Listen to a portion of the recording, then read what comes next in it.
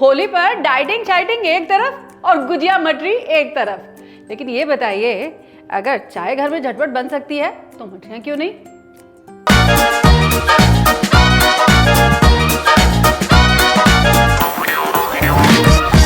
अच्छा बताइए, मठरियाँ बनाने में सबसे ज्यादा दिक्कत किस बात की आती है? कुछ लोग कहते हैं कि भाई हमारी मटरी जो है वो खस्ता नहीं बनती है। कुछ कहते हैं बाहर से तो लाल हो जाती है, अंदर से कच्ची रह जाती है। कुछ कहते हैं मटरियों में आ जाती है हल्की सी कड़वाहट। अगर आपके साथ भी ऐसा होता है तो फिकर नॉट, सारे सॉल्यूशंस लेकर आ गई हूं मैं आपके लिए इन दिस परफेक्ट मटरी की रेसिपी।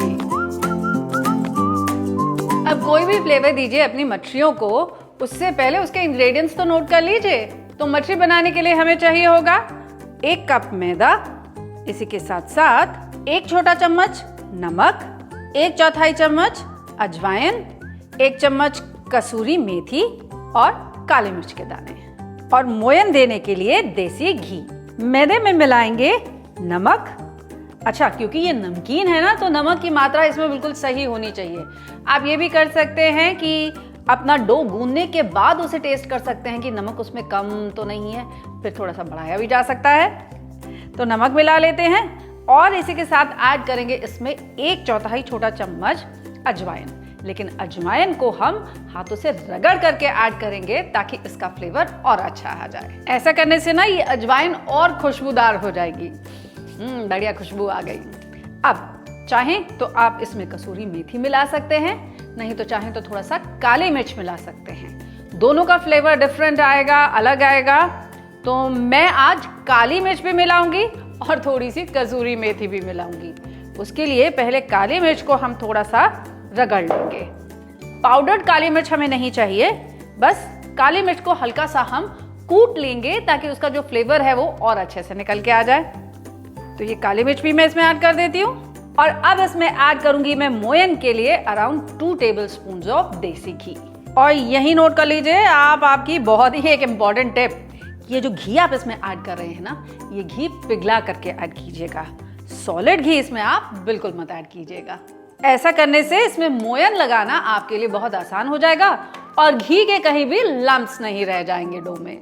अब चाहें तो इसमें थोड़ी सी कसूरी मेथी भी ऐड कर सकते हैं, जैसे मैं ऐड करने जा रही हूँ, जिसके लिए कसूरी मेथी को भी वंस अगेन मैं पहले अपने हाथ पे थोड़ा सा रगड़ लूंगी ताकि ये भी फ्रेग्रेंट हो जाए। अब इसे अपने हाथों से अच्छे से रब कर लेंगे जब तक ये ब्रेड क्रम्स को रिजेंबल नहीं करने लग जाता। मछलियों में खस्तापन के लिए घी थोड़ा ज्यादा डाला जाता है, तो पहले आप इसे अपनी मुट्ठी में ऐसे बांध करके देखिए। अगर तो ये लड्डू की तरह से बन जाता है तो मोयन सफिशिएंट है, अगर नहीं बनता है तो थोड़ा हमें घी इसमें और ऐड करना पड़ेगा। यानी टोटल 3 टेबलस्पून घी मैंने इसमें ऐड कर दिए और अब देखिए इसके लड्डू बनने लग गए हैं। और अब टिप नंबर 2, ये बहुत ही इंपॉर्टेंट चीज है कि आप अपना मठरी का डो गूंदेंगे कैसे।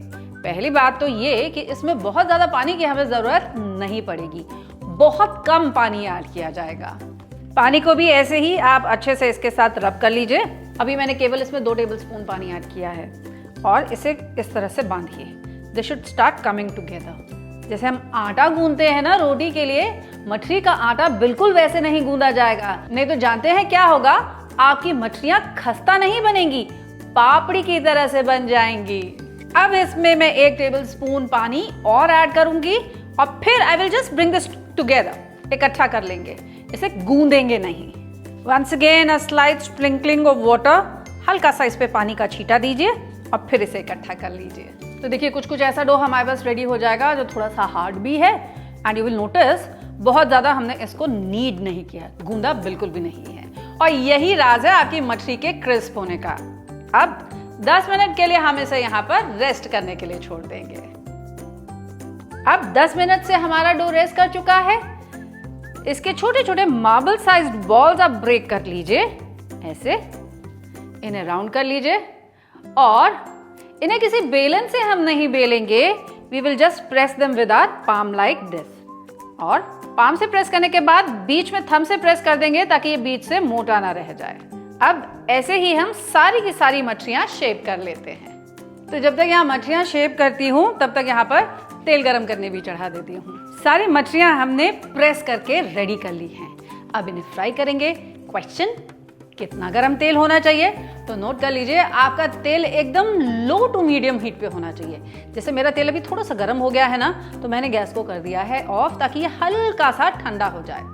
अगर आपने बहुत तेज गरम तेल में अपनी मछलियां फ्राई करने के लिए ऐड कर दी ना, तो वो बाहर से तो एकदम लाल हो जाएंगी, लेकिन अंदर तक नहीं सिकेंगी और कच्ची रह जाएंगी। इसीलिए लो टू मीडियम हीट पे ही हमें इन्हें फ्राई करना है। अब बहुत धीमी आंच पे मैं इनको सेक लूंगी, तकरीबन 8 से 10 मिनट के लिए, या तब तक जब तक कि ये हल्के से गुलाबी नहीं हो जाते। भाई बड़े बूढ़े कह गए हैं, धीरे धीरे रे मना धीरे सब कुछ होए, माली सींचे 100 घड़ा ऋतु आए फल होए। और यही बात लागू होती है हमारी मछलियों पर भी।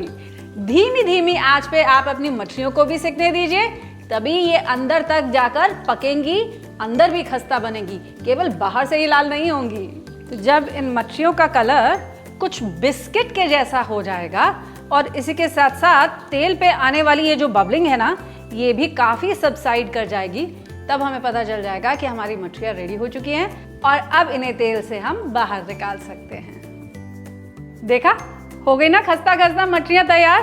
बस आप मछलियां बनाइए, इन्हें अच्छे से ठंडा कीजिए और फिर स्टोर करके रखिए, 1 नहीं 3 महीने तक बिल्कुल खराब नहीं होंगी। लीजिए, आ गई आपकी होली को खस्ता बनाने के लिए नहीं और स्पेशल बनाने के लिए। और बिलीव मी, यही सबसे इम्पोर्टेंट, बिलीव मी क्या होता है, मठरी बनाने की रेसिपी आज once again